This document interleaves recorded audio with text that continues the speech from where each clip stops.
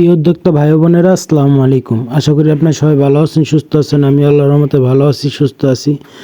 দেশি মুরগি আরেকটা গুরুত্বপূর্ণ ভিডিও নিয়ে আসলাম। দেশি মুরগি খাঁচায় পালন করলে এর কী সুবিধা অসুবিধা এবং কিভাবে দেশি মুরগি খাঁচায় পালন করবেন, এই বিষয়ে একটা গুরুত্বপূর্ণ ভিডিও নিয়ে আসলাম। আমার ভিডিওটা যদি আপনাদের ভালো লেগে থাকে, চ্যানেলটা সাবস্ক্রাইব করে লাইক কমেন্ট শেয়ার করে আমার পাশে থাকবেন। চলেন মূল আলোচনায় যাওয়া যাক। দেশি মুরগি খাঁচায় পালনের একটি লাভজনক ও আধুনিক পদ্ধতি, যার মাধ্যমে কম জায়গায় অধিক মুরগি পালন ও রোগ নিয়ন্ত্রণ সহজ হয়।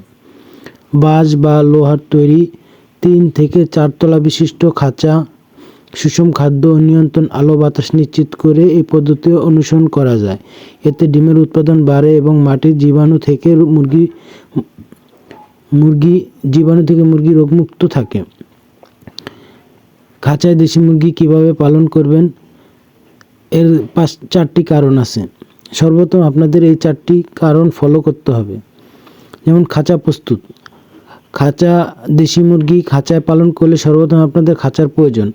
বাঁশ বা লোহার খাঁচা তৈরি করুন, যেখানে প্রতিটি মুরগির জন্য অন্তত 1.5 থেকে 2 বর্গফুট জায়গা থাকে। খাদ্য ও পানি। খাঁচার বাইরের দিকে খাবার ও পানির পাত্র ঝুলিয়ে দিতে হবে, যাতে খাবার অপচয় না হয়। পরিচ্ছন্নতা। প্রতিদিন বা নিয়মিত খাঁচার নিচের বিষটা পরিষ্কার করতে হবে।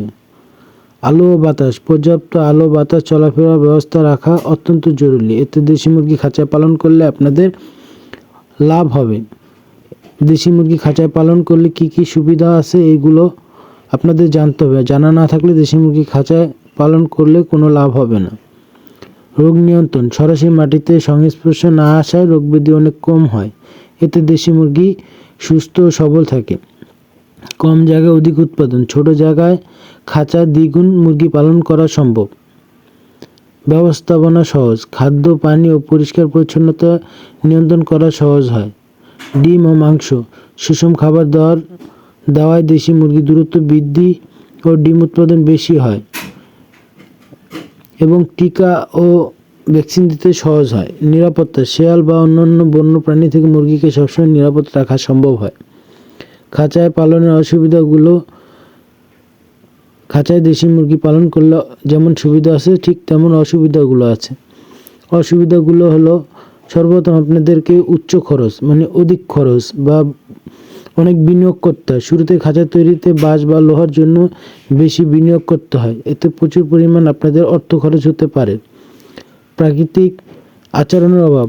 মুরগি ডানা ঝাপটানো বা মাটির ধুলোয় গোসল করতে পারে না, যা তাদের মানসিক চাপ কারণ হতে পারে। দেশি মুরগি বিশেষ করে আপনারা সবসময় মনে রাখবেন, মাটিতে ঘোরাঘুরি করতে খুব পছন্দ করে এবং মাটি খুঁড়ে পোকামাকড় খেতে খুব স্বচ্ছন্দ বোধ করে থাকে। এতে আপনাদের দেশি মুরগির অধিক খাদ্য খরচ কম লাগে।